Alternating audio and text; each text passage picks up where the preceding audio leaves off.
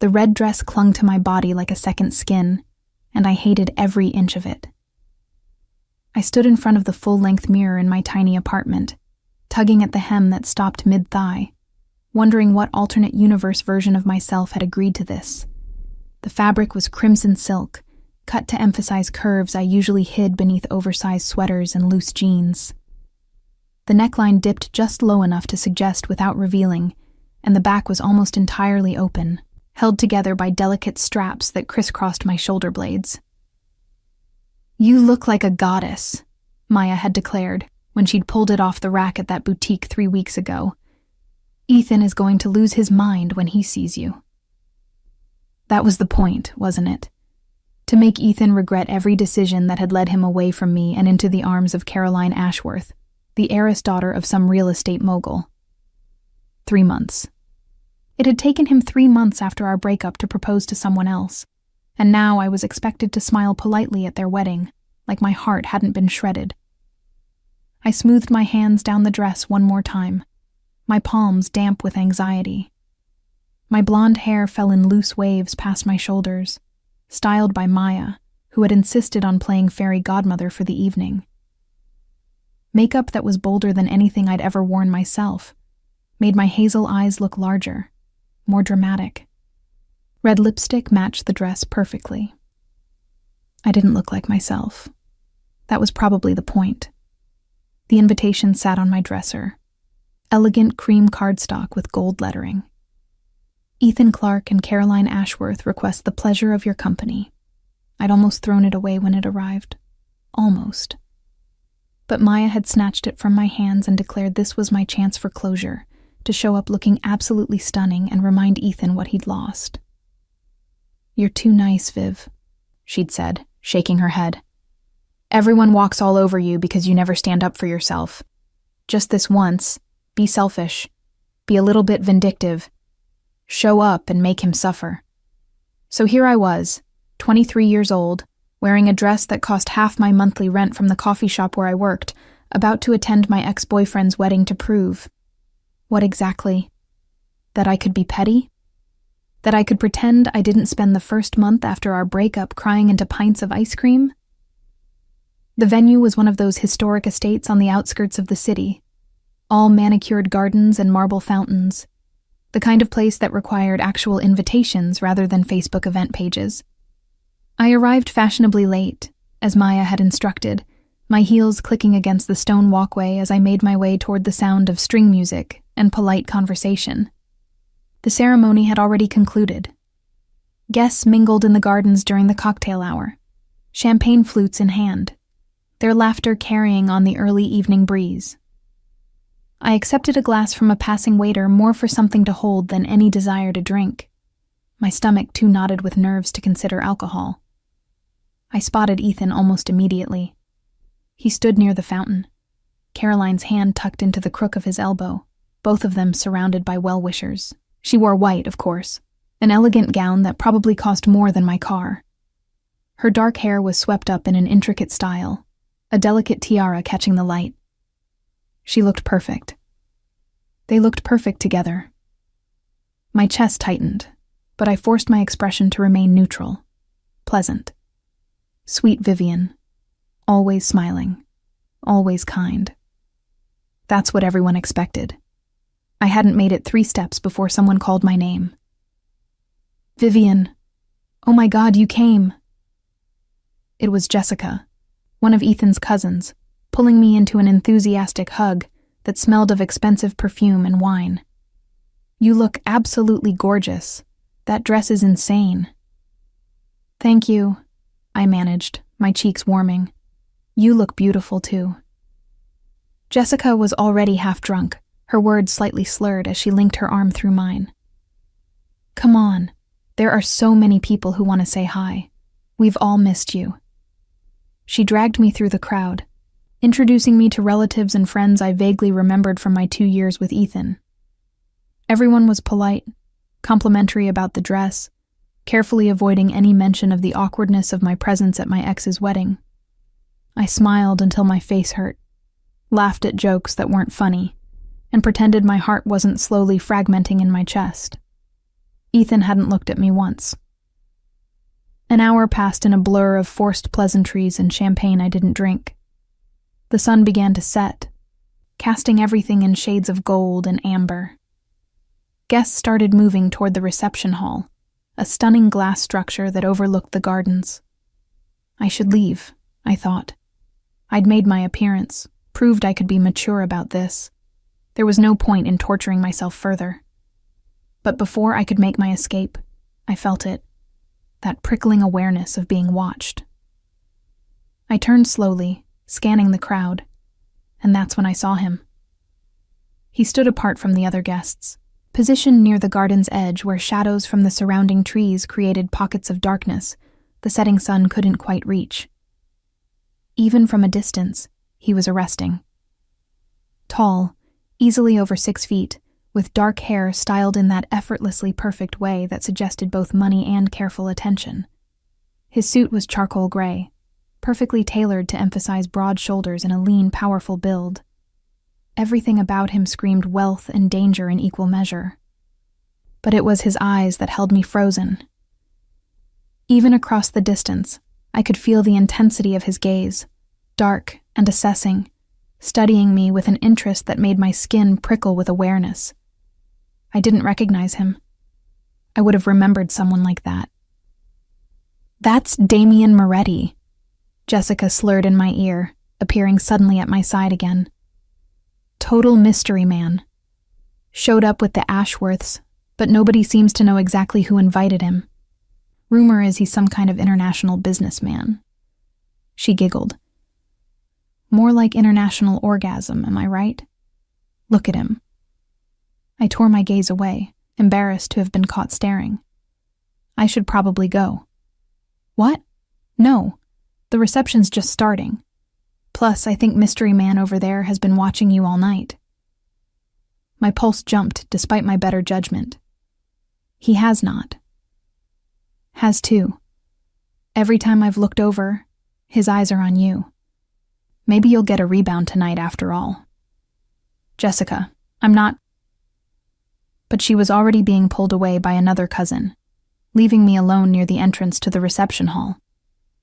I glanced back toward where the stranger, Damian, had been standing, but he'd disappeared. Relief and disappointment warred in my chest. I was being ridiculous. Men like that didn't notice girls like me, certainly not when I was playing dress-up in borrowed confidence. The reception hall was even more spectacular inside, all crystal chandeliers and floor-to-ceiling windows. Round tables were draped in white linen, centerpieces of roses and orchids perfuming the air. A live band played soft jazz as guests found their seats. I located my name card at a table toward the back, tucked between 2 elderly relatives of Ethan's, who were already deep in conversation and barely acknowledged my arrival. Perfect. I could sit here in relative anonymity, make it through dinner and the speeches, and then slip away before the dancing started. The meal was served in courses, each plate a work of art I barely tasted. Ethan and Caroline sat at the head table, laughing with their wedding party, looking radiantly happy. I stabbed at my salmon and tried not to watch them, tried not to calculate all the small moments that should have been ours. "You're the ex-girlfriend." The voice came from directly behind me, low and accented with something European I couldn't quite place. Italian, maybe. I turned in my seat to find Damian Moretti standing there, 2 champagne flutes in his hands, his expression unreadable. Up close, he was even more devastating. Sharp cheekbones and a strong jaw, a mouth that suggested both cruelty and sensuality. His eyes were dark brown, almost black, and they studied me with an intensity that made me want to simultaneously run and stay frozen in place.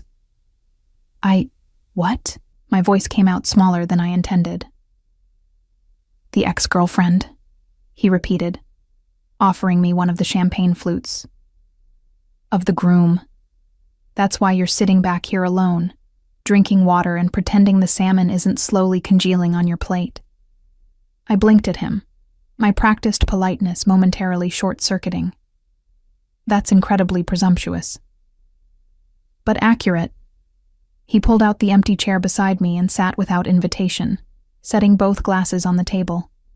Damian, I know who you are. The words came out more sharply than I intended, surprising both of us. His eyebrow lifted slightly, amusement flickering across his features. Do you? Jessica said... I stopped, realizing how stupid this sounded. You're some kind of businessman. Some kind, he agreed, his tone suggesting layers I wasn't meant to understand. And you are? Leaving soon. That's an unusual name. Despite everything, I felt my lips twitch. Vivian. The way he said it, drawing out the syllables, made my name sound like something foreign and exotic instead of the old-fashioned choice my mother had burdened me with. It suits you better than the dress. My defenses snapped back into place. What's wrong with my dress? Nothing is wrong with it. His gaze traveled over me slowly, deliberately, in a way that should have felt objectifying, but instead made heat pool low in my stomach. It's a beautiful dress, but it's not you, is it? This whole thing. He gestured vaguely to encompass the venue, the wedding, my appearance. It's a costume. You're playing a part. The accuracy of his observation stole my breath. You don't know anything about me. I know you've smiled at least 40 times in the past 2 hours, and not once has it reached your eyes. I know you're sitting as far from the happy couple as possible, while still technically being present. I know you keep checking your phone under the table, probably looking for an excuse to leave. He leaned closer, his voice dropping. And I know that red dress was meant to make him jealous, but he hasn't looked at you once. The words hit like a physical blow, all the more painful for their truth. Shame and anger rose in my throat in equal measure. Why are you even talking to me? I demanded, my voice low but fierce. If you're here for the Ashworths, shouldn't you be up there networking, or whatever it is mysterious businessmen do at weddings? Something flickered in his expression. Surprise, maybe, or respect. I've concluded my business for the evening. Now I'm simply curious. About what? About why a woman who looks like you, wearing a dress like that, is hiding in the back of the room instead of making the bastard who broke her heart regret every decision he's ever made. I stood abruptly, my chair scraping against the floor loudly enough to draw looks from nearby tables. My heart hammered against my ribs, emotions I usually kept carefully locked away threatening to spill over. You don't know what you're talking about. Don't I? He rose with fluid grace, stepping into my space in a way that should have felt threatening, but instead felt magnetic. Tell me I'm wrong, Vivian. Tell me you didn't come here hoping he'd see you and realize his mistake. I came here because I was invited, I said through gritted teeth, aware we were starting to attract attention. And because I'm a mature adult who can handle social situations without falling apart. Bullshit. The word was soft but absolute.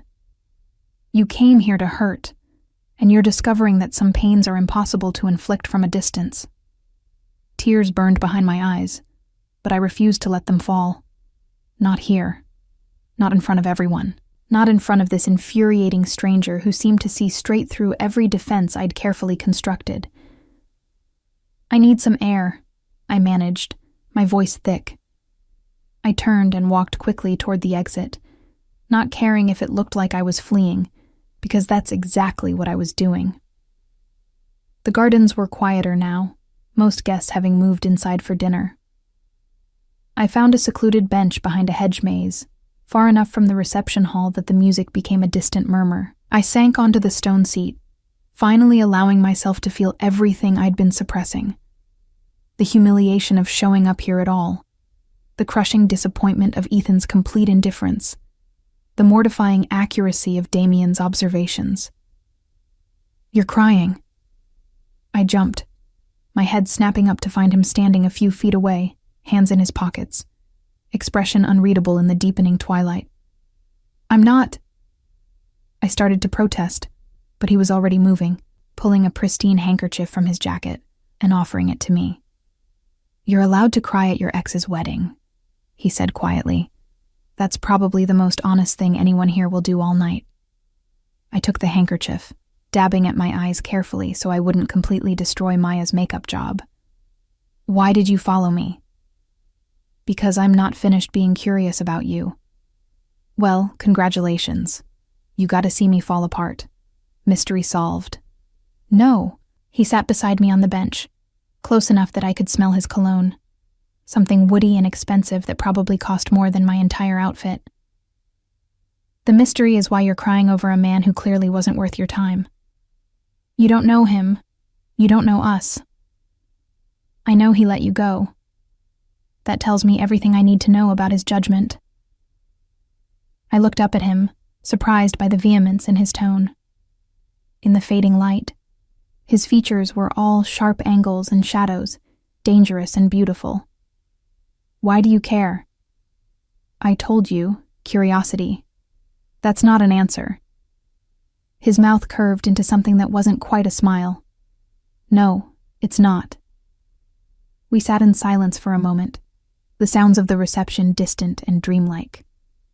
I should stand up, thank him for his unwanted but oddly comforting presence, and call a car to take me home. This whole evening had been a mistake from the moment I'd said yes to the dress. But before I could move, Damian shifted closer, his hand reaching up to tilt my chin toward him.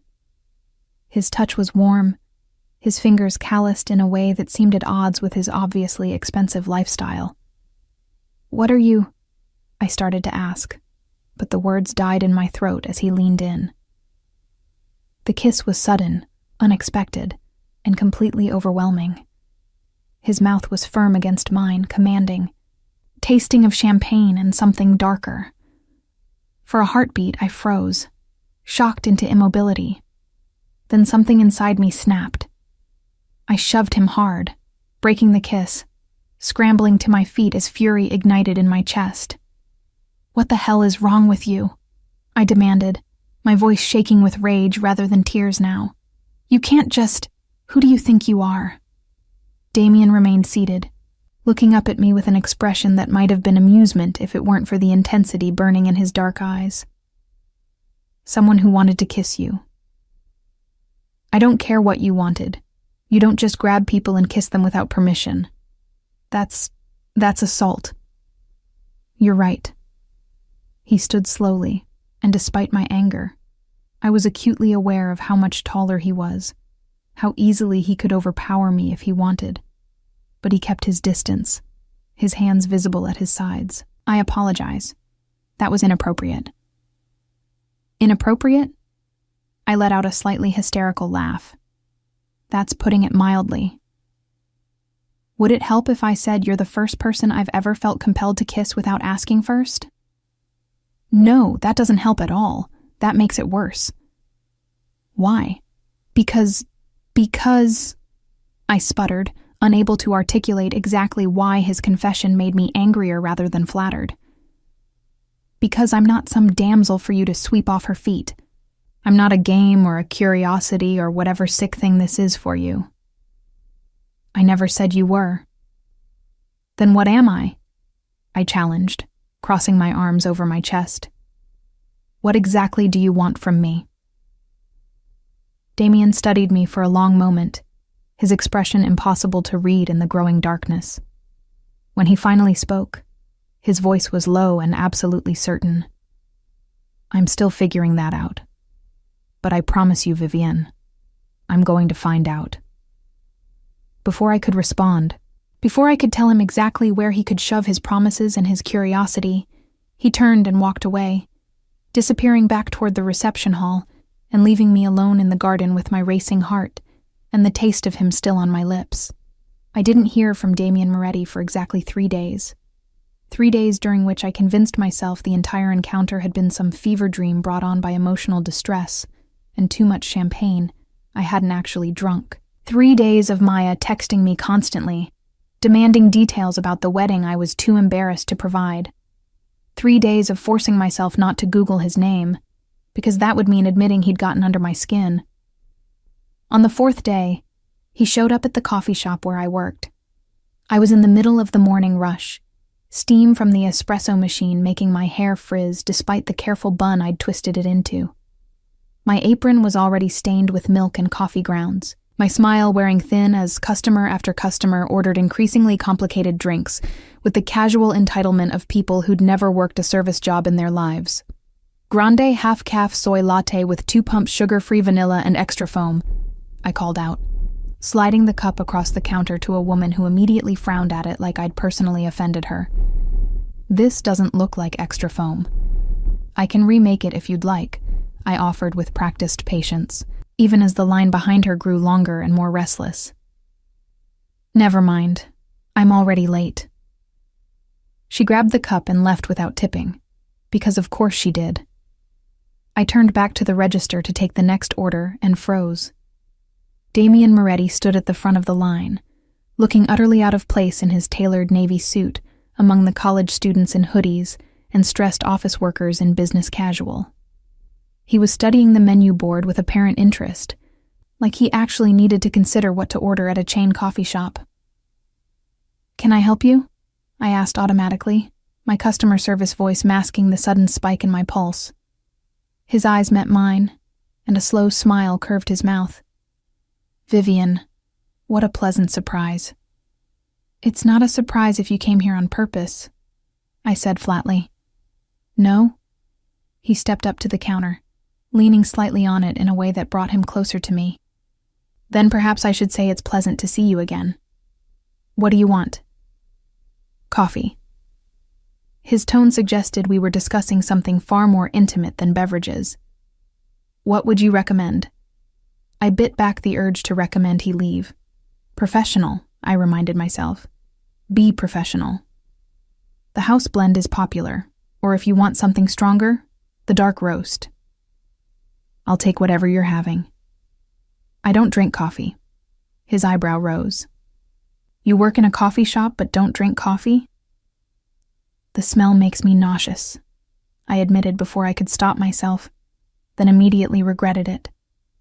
That was too personal, too much information for someone who'd kissed me without permission, and then disappeared for 3 days. Something flickered in his expression. Understanding, maybe, or calculation. "Then I'll take the dark roast. Black." Of course he took it black. Of course. I rang him up, my fingers fumbling slightly on the register keys, which he definitely noticed. When I told him the total, he handed me his credit card without looking at the amount.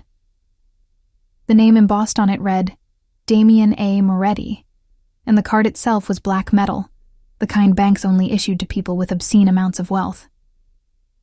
"I'll have that right out for you," I said, passing the card back to him and refusing to meet his eyes. "Vivian, your coffee will be ready at the end of the counter." I was already turning to the next customer, but his voice stopped me. "I'd like to apologize again, properly this time." The woman behind him in line made an impatient noise. I could feel everyone watching us, including my manager who was shooting me pointed looks from the back. "You already apologized," I said quietly. "And I have a line. Have dinner with me." The words hung in the air between us, drawing raised eyebrows from the nearby customers who were definitely eavesdropping. "No. Why not?" "Because I don't have dinner with men who assault me in gardens." His jaw tightened almost imperceptibly. I apologized for that. Apologies don't erase actions. I was aware my voice had lost its customer service sweetness, but I couldn't help it. "You crossed a line." "I know, which is why I'm asking for a chance to make it right." "By taking me to dinner?" "That's your idea of making it right?" "It's a start." The woman behind him groaned audibly. "Can you guys have your lovers' quarrel somewhere else? Some of us have jobs to get to." Heat flooded my cheeks. I'm not. I looked at Damian, who was watching me with barely concealed amusement. "Order your coffee or move aside." He didn't move. "One dinner, that's all I'm asking." And I'm saying no. "Why?" "Because I don't know you. Because you kissed me without asking." Because you're clearly insane if you think showing up at my workplace and asking me out in front of everyone is an appropriate way to apologize. Would you have preferred I showed up at your apartment? A chill ran down my spine. You don't know where I live. His silence was answer enough. The woman behind him had given up and moved to the other register. Other customers were doing the same, shooting us annoyed glances. My manager was definitely going to write me up for this. You need to leave, I said, my voice shaking slightly. Now. Damian studied me for a long moment, then nodded. I'll wait for my coffee at the end of the counter, as instructed. He moved aside, and I turned to help the next customer with hands that trembled. Through the entire interaction, I was aware of his presence, of his eyes on me as I worked. When I finally called out his drink, he collected it without another word. But as he turned to leave, he placed something on the counter beside the register. A business card. Heavy cardstock with minimal text. Damian A. Moretti and a phone number. Nothing else. I should have thrown it away immediately. Instead, I found myself slipping it into my apron pocket before my manager could see. He came back the next day, and the day after that. Always at different times. Mid-morning one day, late afternoon the next, evening once when I was closing. Always ordering the same thing. Dark roast. Black. Always leaving a tip so generous it made my coworkers shoot me curious glances. Always looking at me like I was the most fascinating thing he'd encountered in years. He never asked me out again. Never pushed. Just ordered his coffee, made brief small talk if I allowed it, and left. It was infuriating. By the end of the week, Maya had noticed something was wrong. We were having our usual Friday night dinner at the Thai place around the corner from my apartment, and I'd barely touched my pad Thai. Okay, spill, she demanded, pointing at me with her chopsticks. You've been weird all week. Is this about the wedding? No, maybe. I don't know. That's super helpful, Viv. She studied me with narrowed eyes. Did something happen? Did Ethan say something to you? Ethan didn't even acknowledge I existed. Then what? I debated telling her, but Maya had a way of worming information out of me eventually. There was this guy at the wedding. Her eyes lit up. Oh my God, did you hook up with someone? Please tell me you hooked up with someone. You deserve a hot rebound. I didn't hook up with anyone. I pushed rice around on my plate. He kissed me. And I didn't want him to. Maya's expression immediately shifted from excited to concerned. Did he... Viv, did he force you? No, I mean yes, kind of. He kissed me without asking, but when I pushed him away and yelled at him, he stopped immediately. He apologized. Okay, so creepy, but not assault. Did you report him? Report him to who? The wedding police? Fair point. She studied me. But that's not all, is it? What else happened? I told her about Damian showing up at the coffee shop, about the business card, about the daily visits. Maya listened with increasing incredulity. Let me get this straight, she said when I finished. This mystery rich guy who kissed you at your ex's wedding is now stalking you at work? I wouldn't say stalking. Viv, he looked up where you work and has been coming in every day. That's literally the definition of stalking. He's just getting coffee. At the same place every day where you happen to work? Come on. Maya leaned forward. Have you Googled him? No. Bullshit. Show me your phone. I reluctantly handed it over, and Maya immediately opened the browser. Her fingers flew over the screen, then her eyes widened. Holy shit. What? She turned the phone around to show me a news article. Moretti Industries expands into Asian markets. The photo showed Damian in a perfectly tailored suit, shaking hands with what looked like a government official.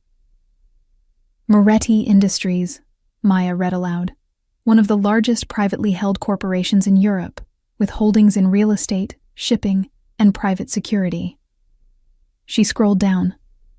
Private security. That's code for something sketchy, right? That doesn't mean anything. There's more. She kept scrolling. Look at this. Allegations of money laundering that were dismissed. Links to organized crime that were never proven. Viv, this guy isn't just some businessman. He's like mafia or something. My stomach dropped. That's ridiculous. The mafia isn't real. Tell that to the 3 different investigative journalists who've written about the Moretti family. She kept reading. His father was Antonio Moretti, who died 5 years ago under suspicious circumstances. Damian took over the family business at 26. I snatched the phone back, staring at the photo of Damian. He looked the same, expensive suit, commanding presence. But now I saw it differently. The hardness around his eyes, the way he stood like violence was always an option, just not one he'd chosen yet. This is insane, I muttered. Insane is him showing up at your work every day when you've clearly told him no. Maya reached across the table to grip my hand. Viv, you need to be careful. This isn't some guy who's just really into you. This is someone who's used to getting what he wants, and who has the money and power to make that happen. He hasn't done anything threatening. Yet. Maya's expression was serious. Promise me you'll be careful. Don't go anywhere alone with him. Keep your phone charged. Tell someone if he does anything that makes you uncomfortable. I promise. But even as I said it, I couldn't stop thinking about the way Damian had looked at me in the garden, like I was a puzzle he was determined to solve. About the way his kiss had felt. Wrong and unwanted, yes, but also electric in a way that scared me. 3 days later, he showed up at my gym. I noticed him on the treadmill across the cardio section, running at an easy pace that suggested he could maintain it for hours. He wore athletic clothes that were somehow just as expensive looking as his suits, and several women were shooting him interested glances that he completely ignored. Because he was watching me. I pretended not to notice, increasing the speed on my elliptical until my heart hammered and sweat dripped down my spine. When I finally stopped and headed for the locker room, I felt his eyes follow me the entire way. He was waiting by the exit when I emerged, my gym bag slung over my shoulder, my hair still damp from the shower. This is getting ridiculous, I said before he could speak. Is it? He fell into step beside me as I walked toward the parking lot. I'm simply exercising at a gym I belong to. You belong to this gym? Since when? Since yesterday. I stopped walking, turning to face him. You joined my gym? I needed a gym in this neighborhood. This one had good reviews. I don't believe you. His mouth curved into that almost smile. Smart girl. Stop following me. I'm not following you. We just happen to keep ending up in the same places. Because you're making it happen. A couple walking past us shot us curious glances. Damian noticed and took my elbow gently, guiding me toward a quieter section of the parking lot. I should have pulled away, but his touch was surprisingly gentle, almost careful. Listen to me carefully, Vivian, he said once we were alone. I'm not trying to frighten you. I'm not trying to force you into anything, but I can't seem to stop thinking about you, and I don't know what to do about that. Try thinking about someone else. I've tried. It's not working. That sounds like a personal problem. It is. He released my elbow, running a hand through his hair in a gesture that seemed genuinely frustrated. I don't usually have to work this hard to get someone's attention. Maybe that's the problem. Maybe you're so used to getting what you want that you don't know how to handle someone saying no. Maybe. He studied me intently. Or maybe I've never wanted something, someone enough to work for it before. I'm not a thing to be obtained. I know that. His voice dropped lower. That's part of what makes you so compelling. We stood there in the parking lot, the evening air cool against my overheated skin, and I searched his face for any sign of insincerity. But all I saw was that same intensity, that focus that made me feel like the only person in the world.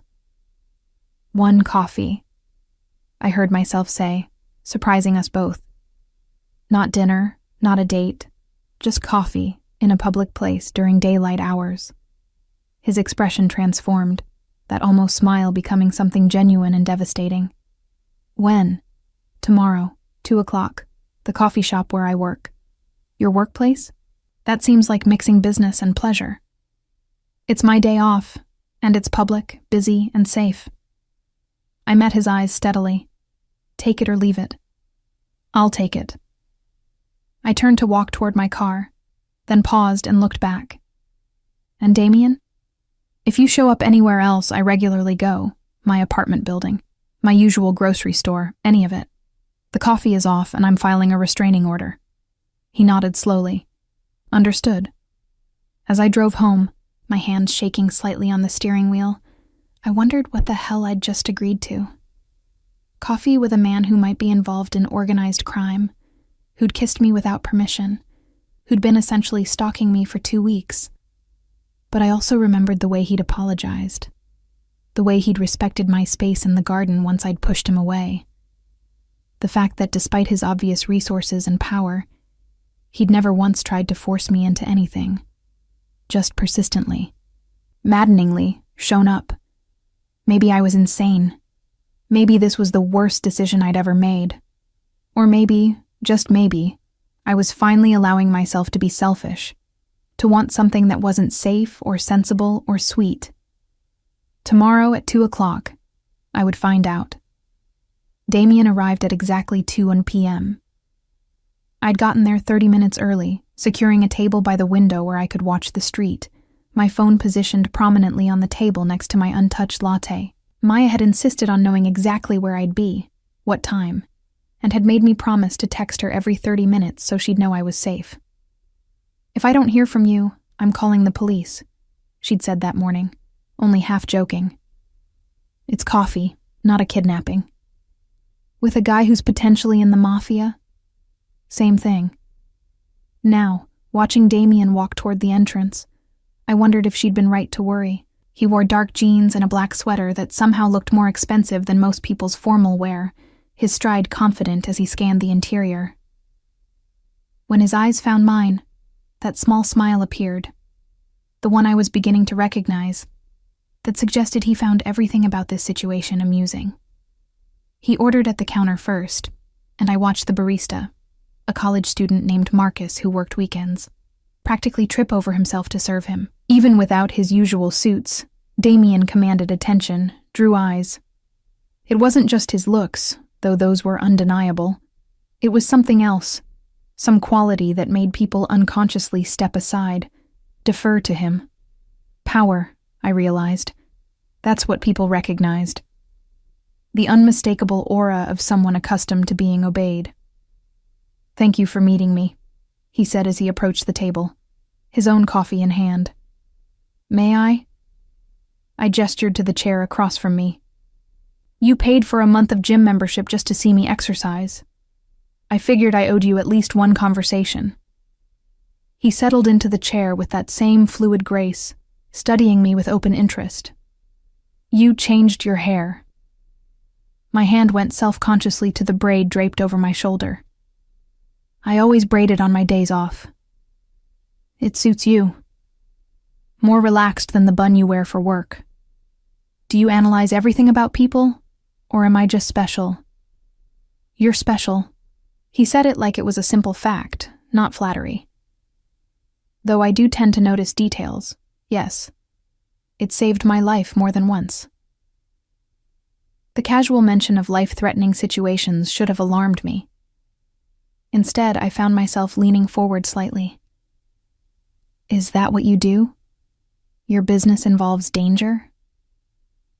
"Sometimes." He took a sip of his coffee, his eyes never leaving mine. "But we're here to talk about you, not me." "Why?" "Because you're far more interesting." I laughed, the sound more bitter than I intended. I work in a coffee shop and live in a tiny apartment with a roommate. I went to community college because I couldn't afford anything else. My idea of the exciting Friday night is Thai food and bad reality TV. There's literally nothing interesting about me. You're wrong. His voice was quiet, but absolute. You walked into your ex-boyfriend's wedding wearing a dress designed to break hearts, and when he ignored you, you didn't make a scene or cry or do any of the dramatic things people do when they're hurt. You got angry instead. I cried in the garden. After I followed you and pushed you. Before that, you were furious. I saw it in your eyes during our conversation. He leaned forward, mirroring my posture. Sweet, kind Vivian. That's what Jessica called you, what everyone seems to think. But in that garden, you weren't sweet. You were fire. My pulse quickened. You don't know me well enough to make those judgments. Then let me know you better. That's what this is for, isn't it? I wrapped both hands around my latte cup, needing something to do with my nervous energy. Fine. What do you want to know? Everything. Start with why you were with Ethan in the first place. The question caught me off guard. That's a weird thing to ask on a first... I caught myself. On a first coffee. Is it? You wore a dress to his wedding specifically to make him notice you.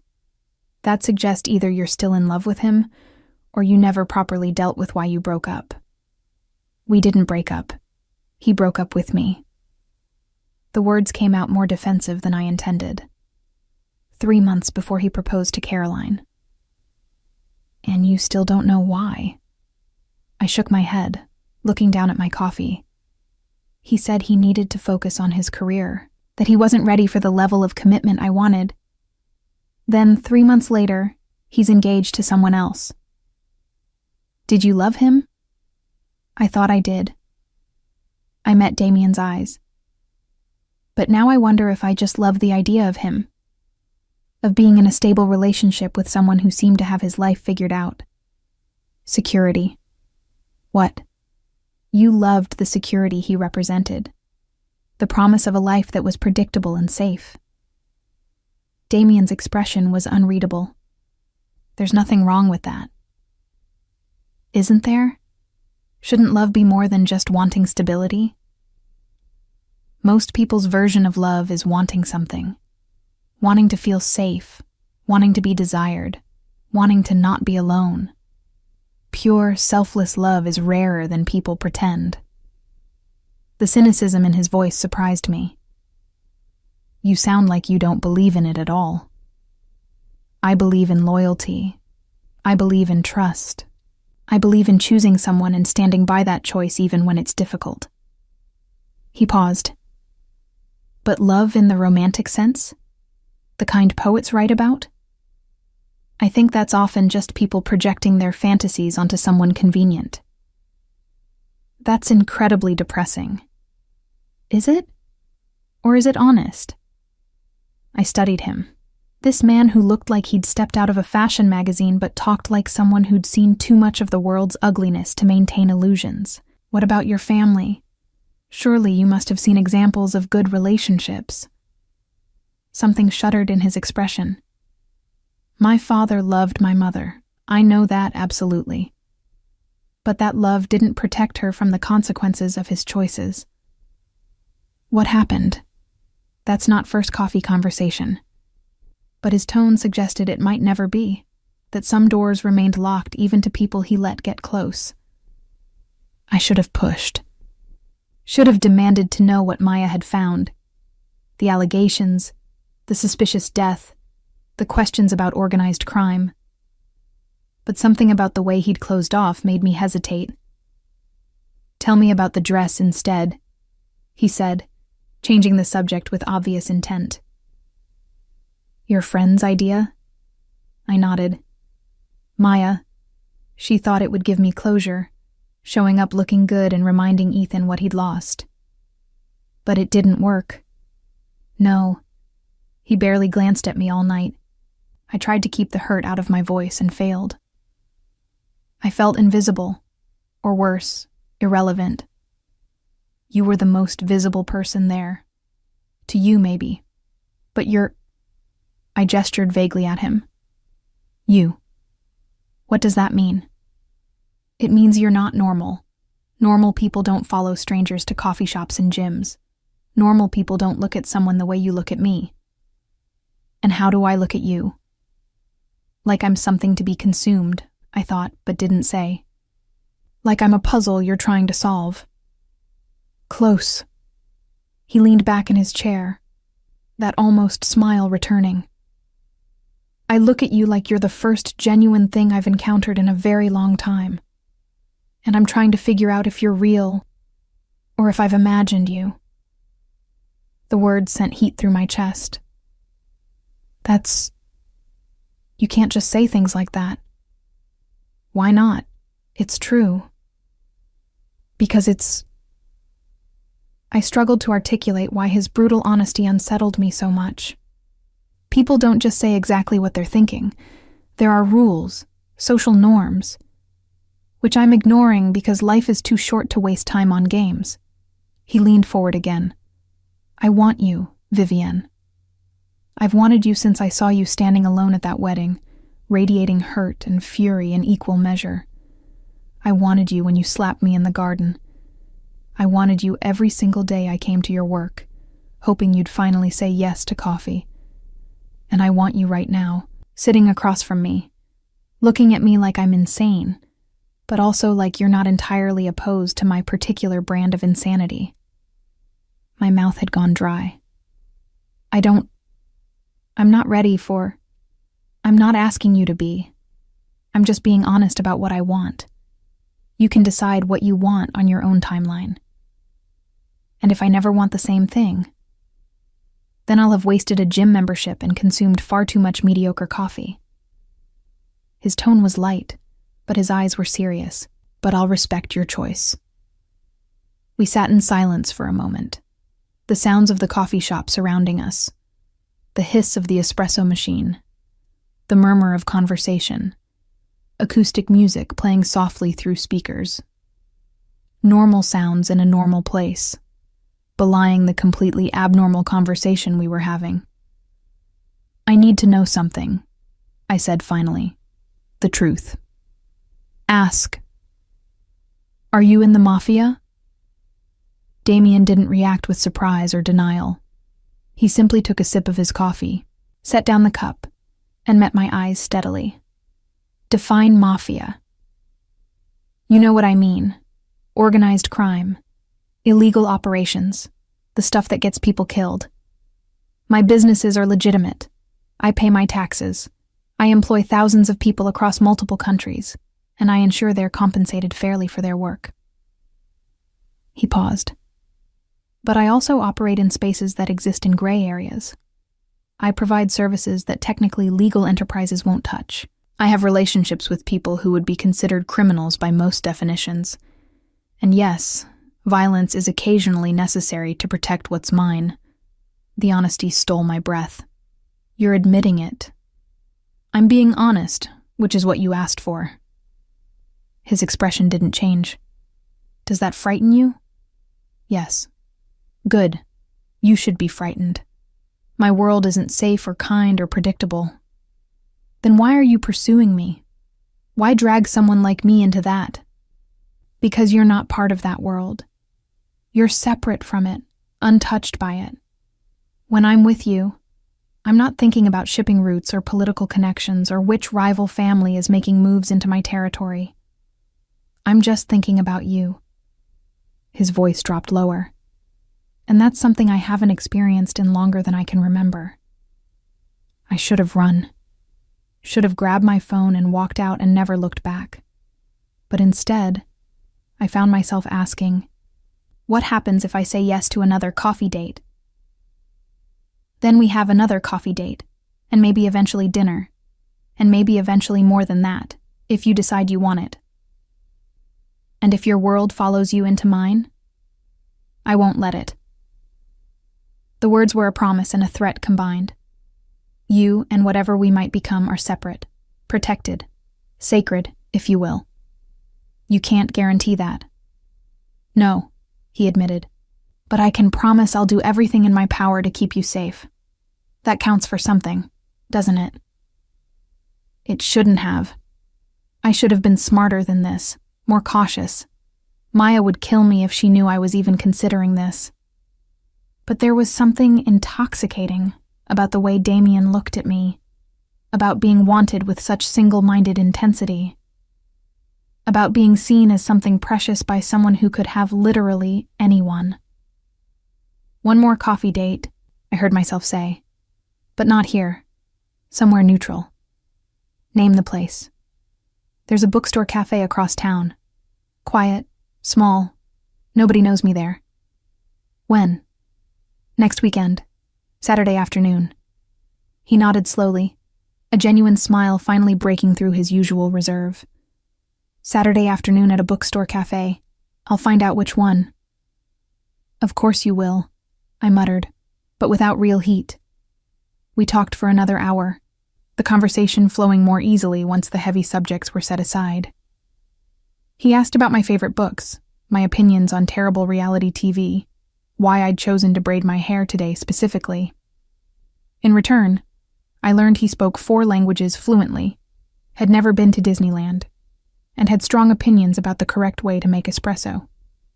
He walked me to my car afterward, keeping a respectful distance, not pushing for more physical contact. But when I unlocked the door, he caught my wrist gently. "Thank you," he said simply, "for giving me a chance I probably don't deserve." "You definitely don't deserve it," I agreed. "But apparently I'm not as smart as I thought I was. Or maybe you're smarter than you give yourself credit for. Maybe you recognize that some risks are worth taking." Before I could respond, he lifted my hand and pressed his lips to my knuckles, old-fashioned, almost courtly. Then he stepped back, releasing me. Until Saturday, Vivian. I drove home in a daze. Maya's texts coming through rapid fire the moment I was out of the parking lot. But I didn't answer them yet. I needed to process what had just happened, what I'd just agreed to.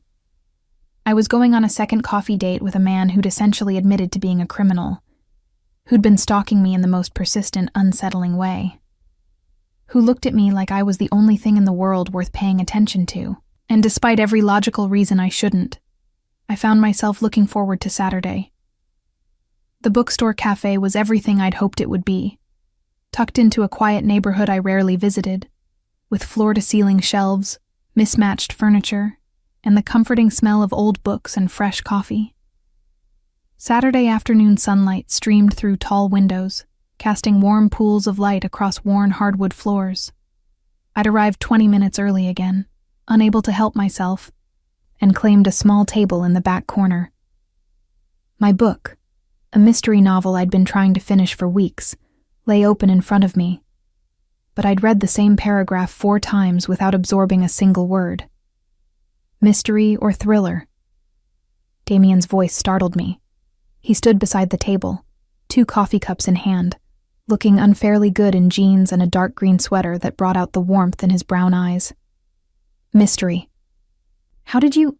You're reading the same page you were when I walked in 10 minutes ago. He set down the coffees and pulled out the chair across from me. Either it's incredibly compelling, or you're distracted. You were here 10 minutes ago? Technically 15. But I didn't want to seem too eager. That almost smile appeared. Though I suppose admitting I was watching you browse defeats the purpose.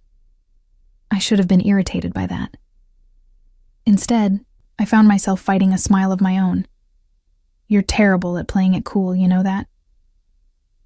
I've never needed to play it cool before. This is new territory. He slid one of the cups toward me. Herbal tea. Peppermint. I remembered you said coffee makes you nauseous. The thoughtfulness of the gesture caught me off guard. Thank you. You're welcome. He settled back in his chair, and for a moment we just looked at each other, the air between us charged with possibility and uncertainty. So, I said finally, wrapping my hands around the warm cup. Tell me something nobody else knows about you. That's a dangerous question. You wanted to get to know each other better. This is how people do that. Damian considered this, his fingers tapping a slow rhythm against his own cup. I wanted to be a teacher when I was young. History. I loved the way the past informed the present, how understanding where we came from could help predict where we might go. The admission surprised me. What happened? My father died, and I inherited responsibilities that didn't leave room for those kinds of dreams. His voice was matter of fact, but I heard the thread of regret woven through it. You can't be a history teacher when you're running an organization that operates across 4 continents. Do you ever wish things had been different? Wishing is pointless. I play the hand I was dealt and do the best I can with it. He met my eyes. Your turn. Tell me something nobody knows about you. I hesitated, then decided to match his honesty. I'm pregnant. The words hung in the air between us. Damian's expression didn't change, but something shifted in his posture, a stillness that suggested complete attention. How far along? 12 weeks, just past the first trimester. Ethan's? I nodded, shame washing over me. We were together for 2 years. I thought we had a future. I found out 3 weeks after he left me. Does he know? No. And I'm not planning to tell him. I looked down at my tea. He made it clear he didn't want commitment. I'm not going to force him into being a father just because the condom failed. That's remarkably generous considering he abandoned you. It's not generous, it's practical. I don't want my child growing up with a father who resents their existence. The words came out more bitter than I intended. I've seen what that does to kids. Damian was quiet for a long moment, his dark eyes studying me with that unnerving intensity. Is that why you're being careful with me? Because you're protecting not just yourself, but your child? That's part of it, yes. I met his gaze steadily. I don't have the luxury of being reckless anymore. Every choice I make affects another life now. Which is why you should run from me as fast as possible. Probably. And yet you're here. And yet I'm here, I echoed, not entirely sure why that was true. Damian leaned forward, his voice dropping lower. I need you to understand something, Vivian. If we do this, if you decide you want more than coffee dates with me, I'm not going to be a casual thing. I don't do casual. I don't do halfway. When I commit to something, to someone, it's absolute. My heart hammered against my ribs. That sounds intense. It is, but you should know what you're getting into before you make any decisions. What about the baby? I forced myself to ask. That doesn't scare you off? Should it? Most men would run, especially men like you who could have anyone they want. His expression softened imperceptibly. Most men are fools who don't recognize something valuable when it's right in front of them. Your child doesn't scare me. If anything, it makes you more compelling. How? Because it means you understand what it is to protect something at all costs, to put someone else's well-being above your own wants. He paused. That's a quality I respect. We talked for 3 hours after that, the afternoon fading into evening, as we covered everything from favorite childhood memories to strong opinions about terrible movie sequels. The conversation flowed easily, interrupted only by occasional trips to get more tea or browse the bookshelves together. I learned Damian had a sister who'd died when he was 19, that he'd taught himself to cook after his mother passed, that he collected first edition books but rarely had time to read them. He learned I'd wanted to be a nurse but couldn't afford the schooling, that I was terrified of heights but loved thunderstorms, that I had a secret addiction to true crime podcasts. Your turn, he said as we stood browsing the mystery section, our shoulders almost touching. Worst date you've ever been on. I laughed. There was this guy in college who took me to his grandmother's house for our first date. That doesn't sound terrible. She spent the entire evening showing me his baby pictures and asking when we were going to give her great-grandchildren on the first date. Damian's laugh was genuine, transforming his usually serious face. Fair enough. Though in his defense, that's a strategic move. Get the family approval early. Is that what you're doing? Getting approval early? I don't need anyone's approval. He pulled a book from the shelf, examining the cover. But if I were introducing you to people who mattered to me, I'd make sure they understood you were important. The casual way he said it, you were important, made my breath catch. We've known each other less than a month. Time is relative. I've known people for years who've never mattered, and I've known you a few weeks and can't seem to stop thinking about you. He replaced the book and turned to face me fully. Does that scare you? Yes. Good. It should. He reached out, tucking a loose strand of hair behind my ear in a gesture that felt impossibly intimate. Because I'm about to make it worse. How? I want to take you to dinner. A real date, not coffee in neutral territory. Somewhere nice where I can see you in another beautiful dress and spend hours learning everything else there is to know about you. Damian, before you say no, know that I'm aware of the complications. I know you're pregnant. I know you're cautious. I know my world is dangerous, and you have more than yourself to protect now. His hand remained near my face, not quite touching, but close enough that I could feel the warmth of his skin.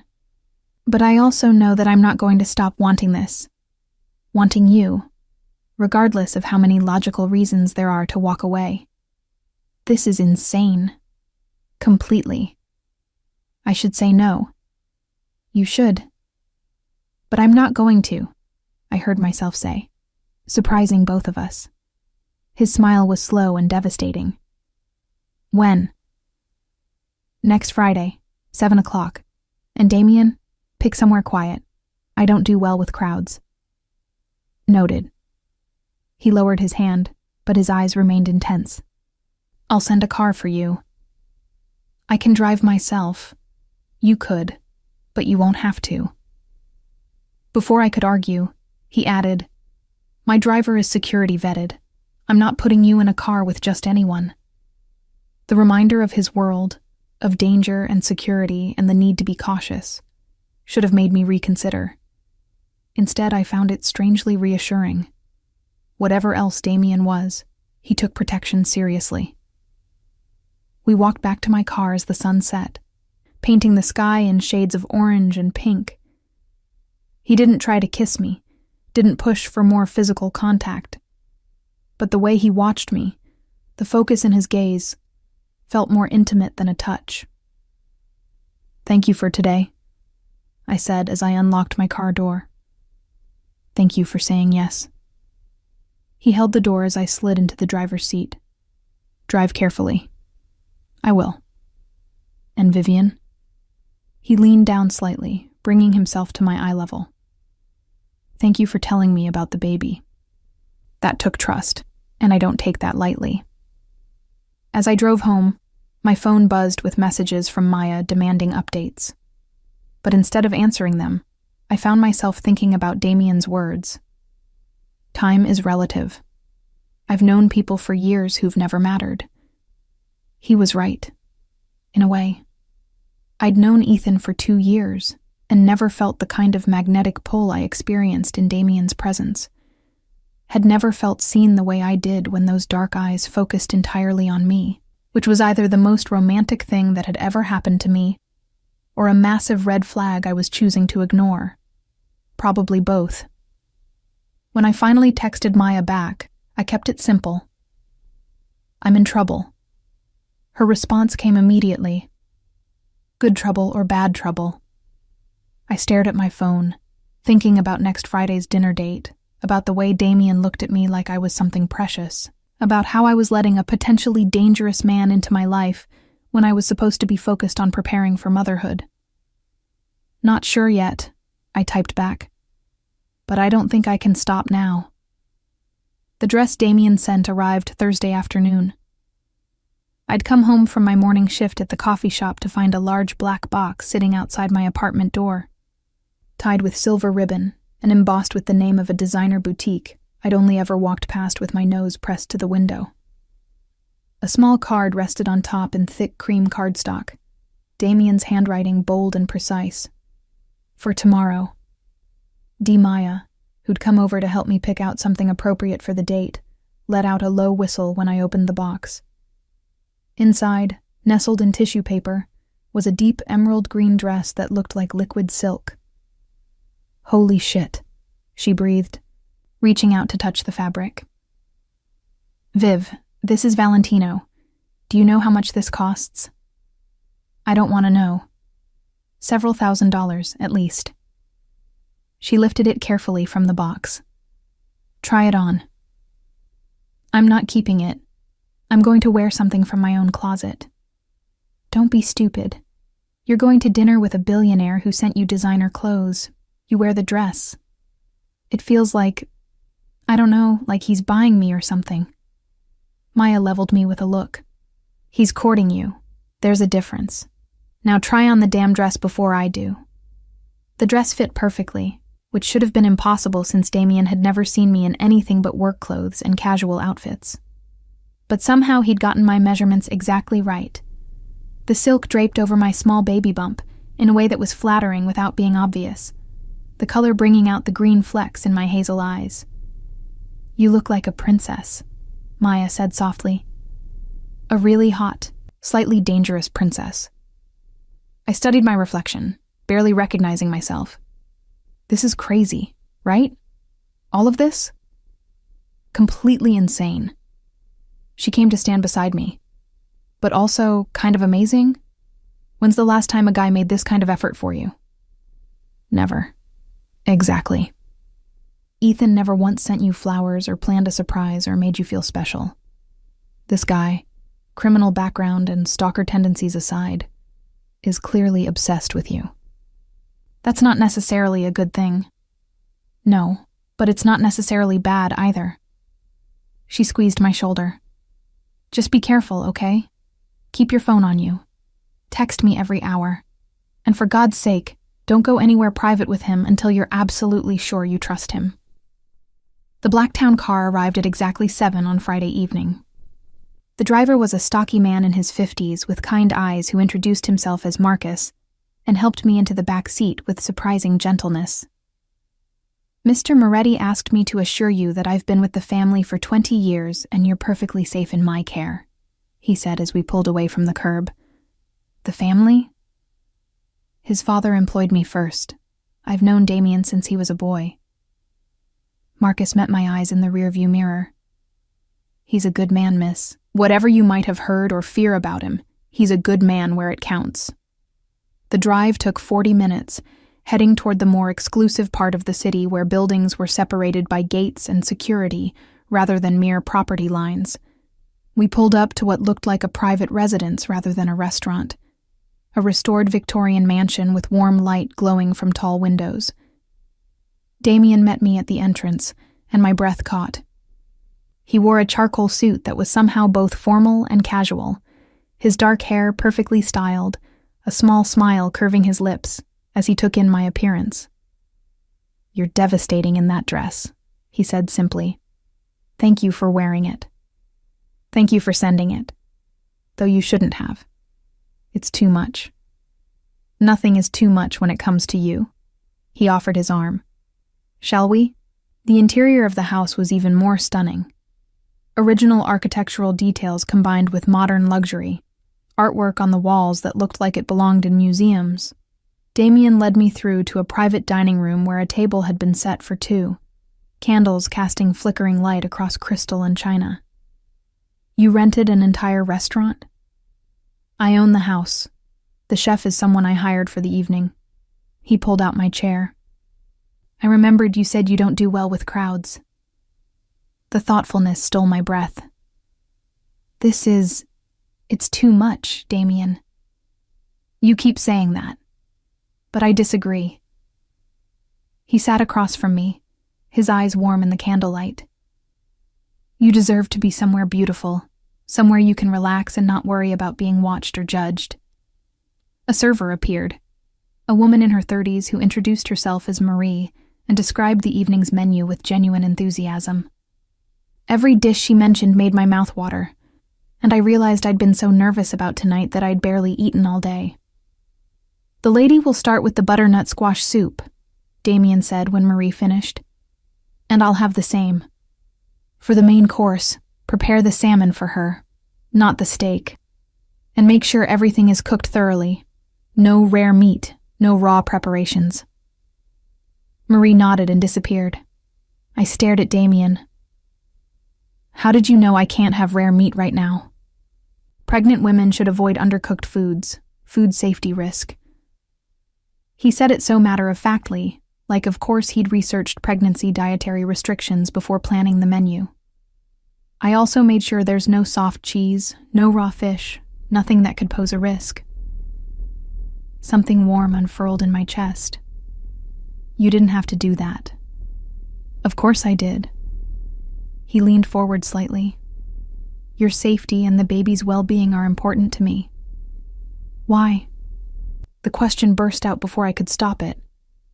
"Why do you care so much? You barely know me. You owe me nothing. Most men would have run the moment they heard I was pregnant with someone else's child." Damian was quiet for a moment, his fingers tracing the stem of his wine glass. When he spoke, his voice was lower than usual, almost vulnerable. "When I was 19, my sister got pregnant. She wasn't married. The father wanted nothing to do with it. And my father, he was old-fashioned, traditional. He made her feel ashamed of something that should have been celebrated." He paused, pain flickering across his features. "She died during childbirth. The baby didn't make it either. And one of my last memories of her is watching her cry because she felt so alone, so abandoned." My throat tightened. "I'm so sorry." I promised myself then that if I ever met a woman in that situation, I would make sure she never felt that way. That she'd know she wasn't alone. His eyes met mine, intense and sincere. "And then I met you. Brave and beautiful, wearing a red dress to face your pain, pushing me away in a garden because you refused to be anyone's victim. You're everything my sister deserved to be and never got the chance to become." Tears pricked at my eyes. "You can't project your sister onto me." "I'm not. I see you clearly, Vivian. Probably more clearly than anyone else in your life. You're terrified and trying to hide it. You're grieving a relationship that should have been more than it was. You're facing motherhood alone and pretending you're fine with it when you're anything but." His voice gentled. "But you're also strong and stubborn and refusing to let any of it break you. That's what draws me to you. Not some ghost of my sister, but you yourself." The soup arrived, giving me a moment to compose myself. It was delicious, perfectly seasoned, with a hint of cinnamon that complemented the sweetness of the squash. We ate in comfortable silence for a few minutes before Damian spoke again. "Tell me about your family." I hesitated, then decided honesty was the only fair response to his vulnerability. "My mom died when I was 15. Cancer. My dad. He tried his best, but he didn't really know how to be a single parent. We grew apart. I swirled my spoon through the soup. He remarried 2 years ago. Nice woman. They're happy. But there's always been this distance between us since Mom died, like we're strangers who used to know each other." "So you're alone too." "I have Maya and other friends sort of, but family?" I shook my head. "No, it's just me now. And soon the baby, not just you." The certainty in his voice made me look up. "Not anymore." "Damian, you can't just... We've known each other a few weeks. You can't commit to someone you barely know." "Watch me." He set down his spoon, giving me his full attention. "I told you before, I don't do things halfway. If I'm in this with you, I'm all in. That includes the baby. That includes figuring out how to blend my world with yours, without destroying what makes you who you are. Your world, I repeated, thinking about the research Maya had done, about the allegations and questions. We should probably talk about that. What do you want to know? Everything. I deserve to know what I might be walking into. Damian nodded slowly, as if he'd been expecting this. My father built an empire that straddles the line between legitimate business and organized crime. Import-export on paper, but with connections and operations that extend into gray areas most people prefer not to think about. He held my gaze steadily. When he died, I inherited that empire. I've spent the past 5 years trying to legitimize as much as possible, moving money into legal ventures, cutting ties with the most dangerous associates, building a front that can withstand scrutiny. But some connections can't be severed. Some deals were made that I'm still honoring. And some enemies my father made are now my enemies too, whether I want them or not. Are you in danger? Always. He said it so simply, like commenting on the weather. But I'm careful. I have good security, and I don't take unnecessary risks. Except with me. A ghost of a smile touched his lips. Except with you. Though I don't consider you a risk. More like an opportunity. For what? For something normal. Something real. Something that isn't about power or money, or maintaining the empire. His voice dropped lower. You make me want to be better, Vivian. To deserve the way you look at me. The main course arrived. Perfectly prepared salmon for me, steak for him. We ate and talked about lighter things, books we'd both read, places we wanted to travel, whether pineapple belonged on pizza. I said yes. He said absolutely not. We agreed to disagree. But underneath the surface conversation, I felt the weight of everything unsaid. The danger he lived with. The impossibility of what we were attempting. The fact that in a few months, I'd be a mother, and involving myself with someone like him meant potentially exposing my child to risks I couldn't fully comprehend. You're overthinking, Damian observed as dessert was served, a chocolate torte that looked almost too pretty to eat. How do you know? You get this little crease between your eyebrows when you're worried about something. He reached across the table, his finger gently smoothing the spot he'd mentioned. The touch was brief, but electric. Talk to me. I don't know if I can do this, I admitted quietly. Not because I don't want to, but because I don't know if it's fair. To the baby, I mean. Bringing them into a situation that might be dangerous. Would it help if I told you that I'd die before I let anything happen to either of you? That's not reassuring. That's you admitting there might be something to happen. He sat back, considering this. You're right. I can't promise you safety, not absolutely. But I can promise you that if you choose to be with me, you'll have resources and protection you've never had before. You'll never have to worry about rent or medical bills or any of the practical concerns that keep you up at night.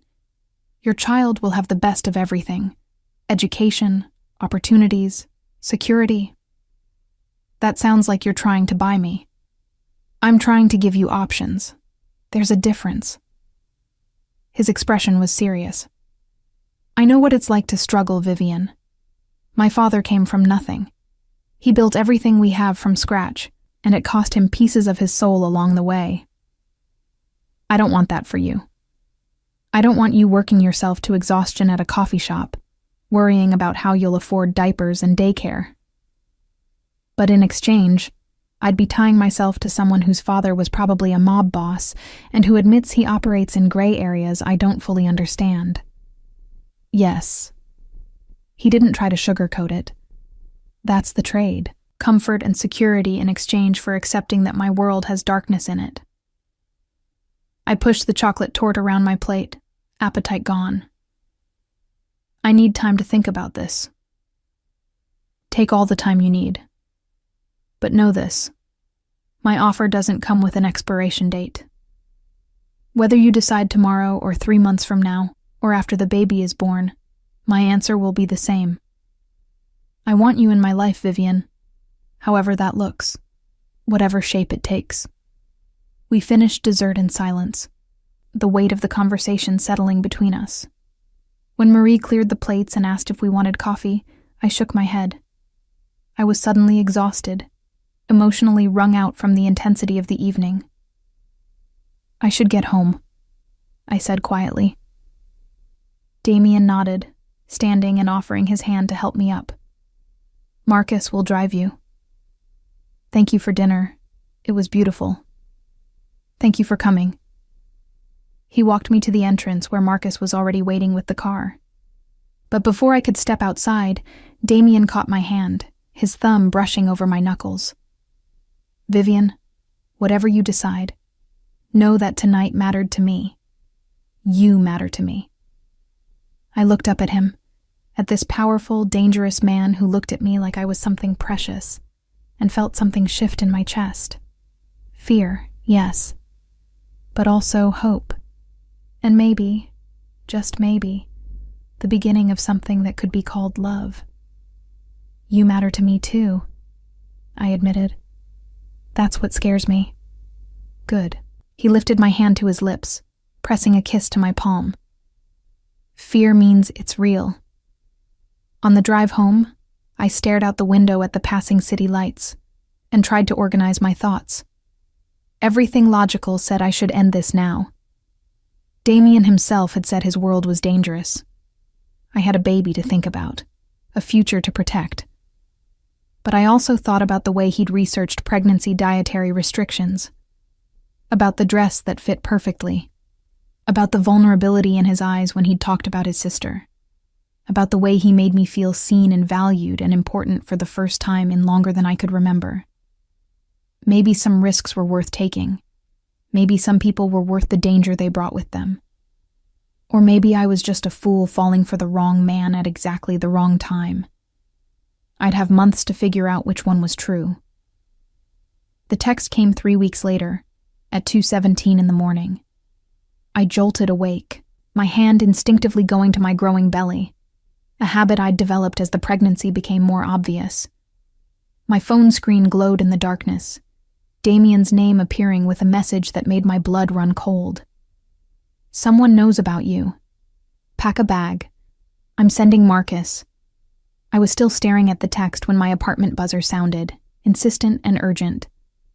Through the peephole, I saw Marcus's familiar form, his usually calm face tight with tension. Miss Vivian, we need to go, now.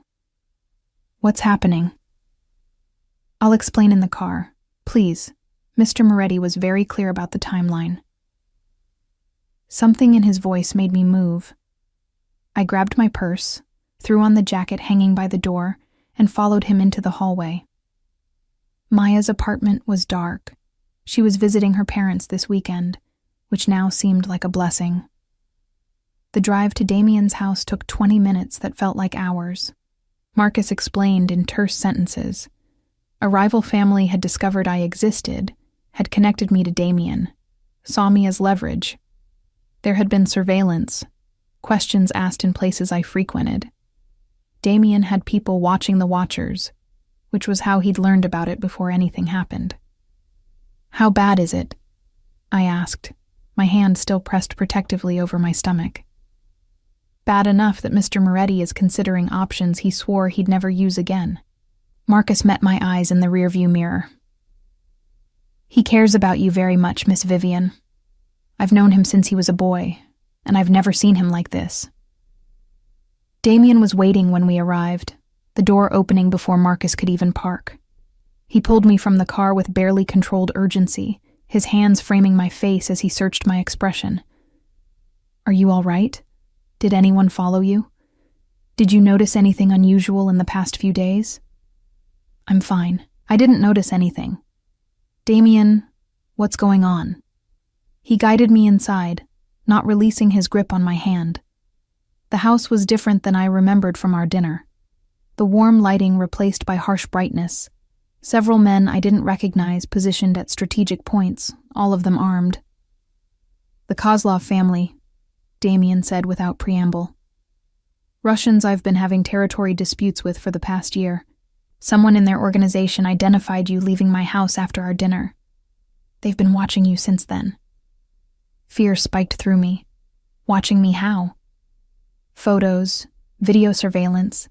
They know where you live, where you work, your daily routine. His jaw was tight with barely contained rage. They know about the baby. Oh God, they won't touch you. The words were spoken like a vow. I've already set things in motion. But you can't go back to your apartment. You can't go back to your job. You need to disappear until this is resolved. Disappear where? For how long? I have a property upstate, remote, secure, fully staffed with people I trust. You'd be safe there. For how long? I repeated, pulling my hand from his. Days? Weeks? Months? I can't just vanish from my life, Damian. I have responsibilities, bills to pay, friends who will worry. I'll handle all of it. Your rent, your expenses, explanations to anyone who matters. But your safety is non-negotiable, Vivian. Yours and the baby's. I pressed both hands to my stomach, feeling the slight swell that had become noticeable in the past week. 22 weeks pregnant, more than halfway there, and now I was being told I needed to go into hiding because of a man I'd known for less than 2 months. This is what you meant about danger, I said quietly. This is your world, following me into mine. Guilt flickered across his features. Yes. And if I'd never gone to that wedding, never worn that dress, never met you, you'd be safe and ordinary and struggling to make rent while preparing to be a single mother. His voice was rough. But you did meet me. And I'm not going to apologize for that, because I'm selfish enough to be glad you're in my life even if it's complicated everything. Complicated is an understatement. I know. He moved closer, his hand rising to rest gently over mine on my stomach, but I meant what I said. I'll die before I let anything happen to either of you. Stop saying that. Tears burned behind my eyes. Stop talking about dying like it's inevitable. It might be. Not from the Kozlovs. I'll handle them. But my life has always been borrowed time, Vivian. I've known that since I was 19, and watched my father's enemies list grow longer than his friend list. Every day I wake up is a gift, and I'm not going to waste it pretending I'm in a safe profession. One of the armed men approached, murmuring something in Italian too low for me to catch. Damian's expression hardened, and he nodded once. "The car's ready," he said to me. "We need to leave now. I haven't agreed to go. You will, because you're smart enough to know that stubbornness isn't worth your child's life." He was right, and I hated it. I hated that he was right. Hated that my choice was between hiding in some secure location or potentially putting my baby at risk. Hated that falling for him had brought me here. Fine, but I'm calling Maya to tell her. Absolutely not. Damian cut me off. The fewer people who know where you are, the safer you'll be. That includes your best friend. She'll be worried sick. I'll have someone reach out to her, a mutual friend who'll explain you had to leave town for family reasons. She'll be fine. Vivian, you need to trust me. Trust. That was the crux of it all, wasn't it? I was being asked to trust this man with my life, with my unborn child's life, when I'd known him for such a short time. To trust that his protection was worth the danger it brought. To trust that whatever he did to handle the Kozlovs wouldn't make me complicit in violence I'd spent my life avoiding. But what choice did I have? I couldn't go back to my apartment, couldn't resume my normal life with the knowledge that dangerous men were watching, waiting for an opportunity to use me as leverage. The baby inside me deserved better than a mother too stubborn to accept help when it was offered. "Okay," I said finally. I'll go. But Damian, I need a promise from you. Anything. Whatever you do to these people, I don't want to know about it. I don't want details. I just want it handled. Something complicated passed across his face. Respect, maybe, or regret. You have my word. The safe house was exactly what he'd described. Remote, secure, and beautiful in a way that felt almost surreal. 3 hours north of the city, nestled in forest that seemed to stretch endlessly in all directions. The house itself was modern but warm, with floor-to-ceiling windows that overlooked a private lake. A woman named Elena was waiting when we arrived, her smile kind as she showed me to a bedroom that was larger than my entire apartment. Anything you need, you just ask, she said. Mr. Moretti has made sure we have everything. And he had. The closet held clothes in my size, including maternity wear I hadn't even thought about needing yet. The bathroom was stocked with pregnancy-safe skincare products. The bookshelves held titles I'd mentioned loving. Even the kitchen was prepared with foods I'd told him I'd been craving. You thought of everything, I said when we were alone again.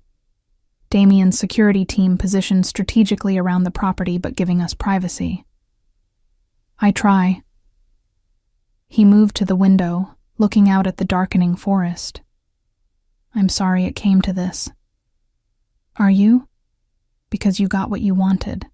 Me isolated and dependent on you. He turned, hurt flashing across his features.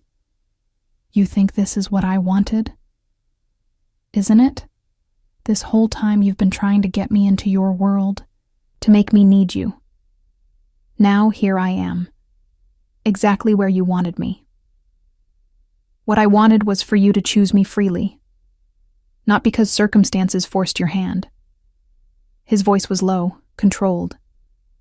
I wanted you to decide you could love a man like me, despite his flaws. Not be trapped into accepting my protection because the alternative was danger. The word love hung in the air between us.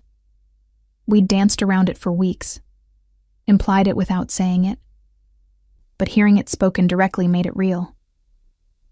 I can't love you right now, I said, my voice breaking. I'm too angry and scared and overwhelmed. But I think I was falling. Before tonight made it complicated. Something vulnerable appeared in his expression. And now I need you to leave.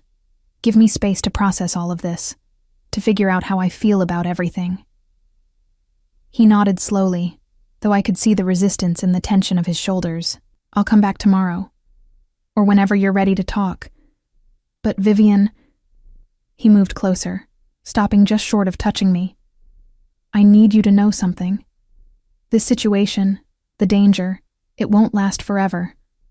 I will handle it. And when I do, when you're safe again, you'll have a choice. Stay with me or go back to your life. Whatever you decide, I'll respect it. Will you? Because from where I'm standing, it seems like you make a lot of decisions for me, only when your safety is at stake. Beyond that? He finally allowed himself to touch me, his hand cupping my cheek gently. I want your choices to be yours, Vivian, even if they break my heart. He left then, and I was alone in the beautiful prison he'd created for my protection. Through the windows, I watched his car disappear down the winding driveway, taking with it the complicated tangle of emotions his presence always brought. Elena knocked softly on the door. Can I bring you anything? Tea? Food? Just... I stopped, my hand going to my stomach as I felt a flutter. Then another. Stronger this time. Unmistakable. The baby was moving. I sank onto the bed, tears finally spilling over as I felt life moving inside me. My child, growing and developing, blissfully unaware of the complicated world they were about to be born into.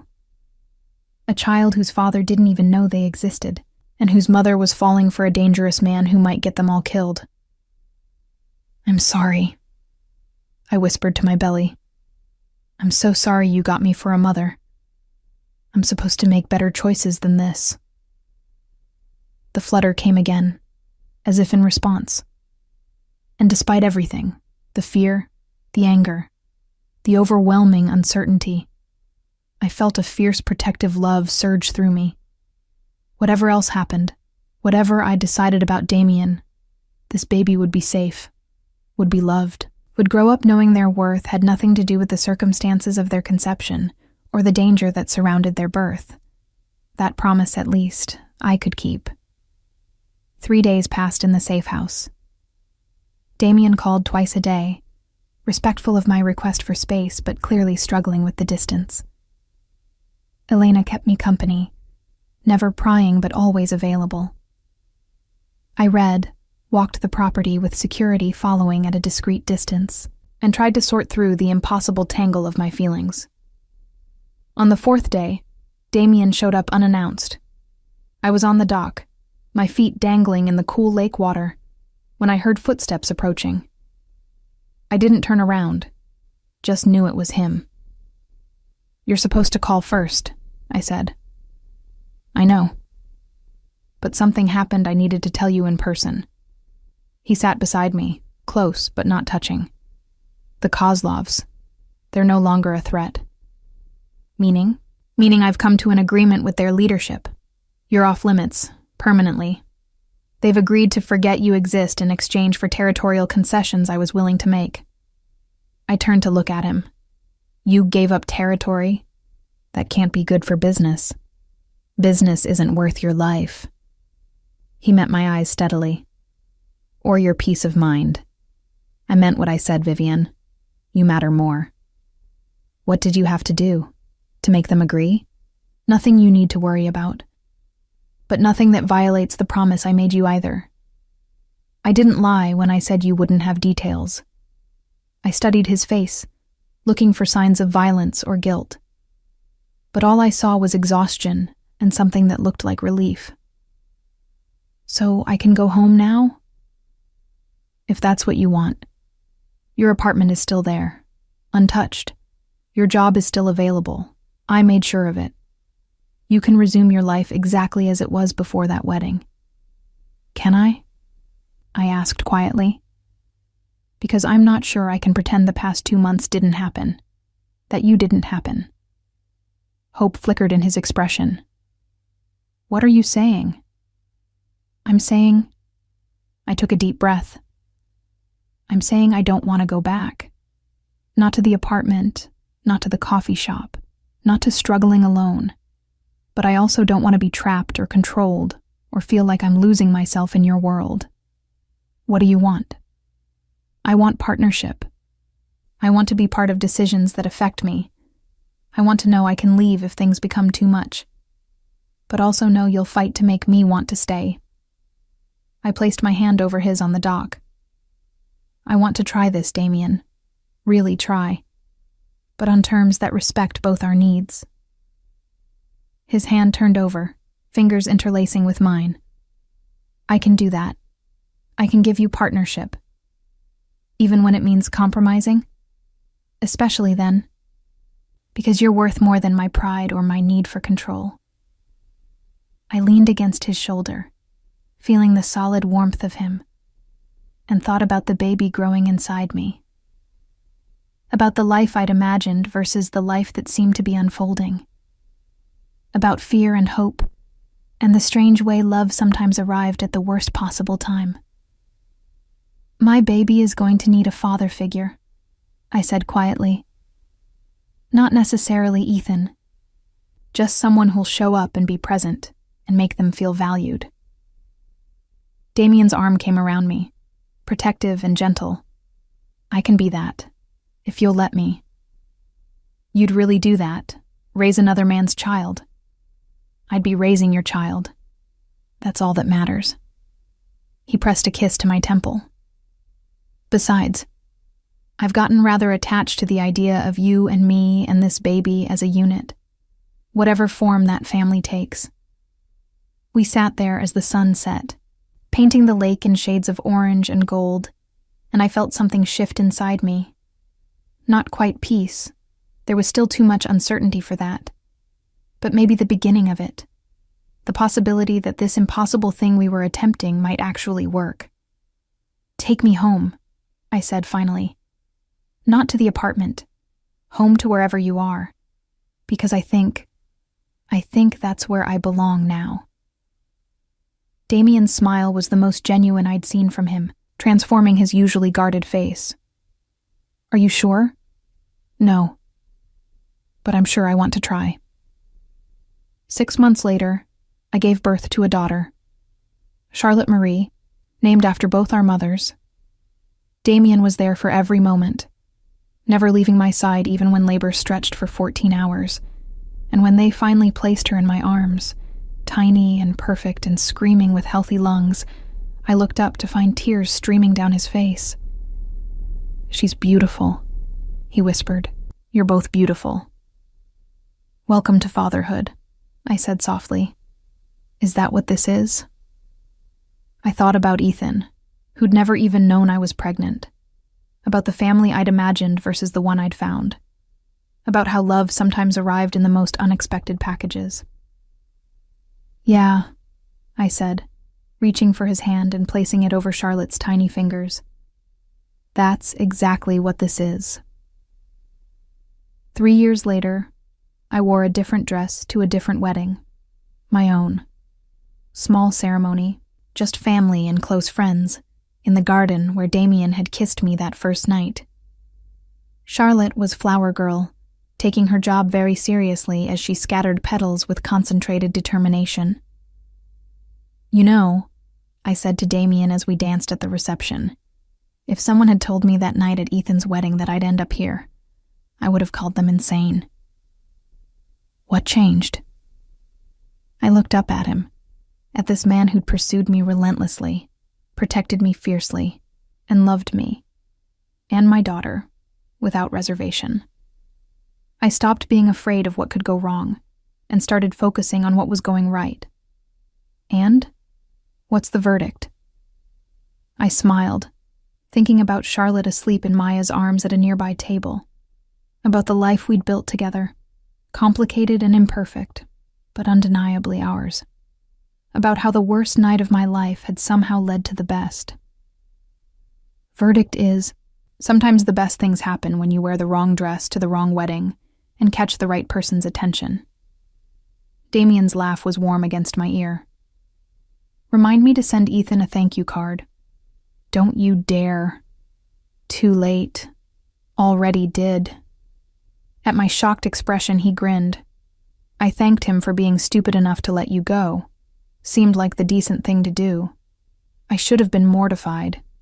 Instead, I found myself laughing, really laughing, the kind that came from deep in the chest and left you breathless. Because that was the thing about Damian. He made me brave enough to find humor in the pain, to see possibilities where I'd only seen endings. "I love you," I said when I could breathe again. "Even when you're absolutely ridiculous. I love you too."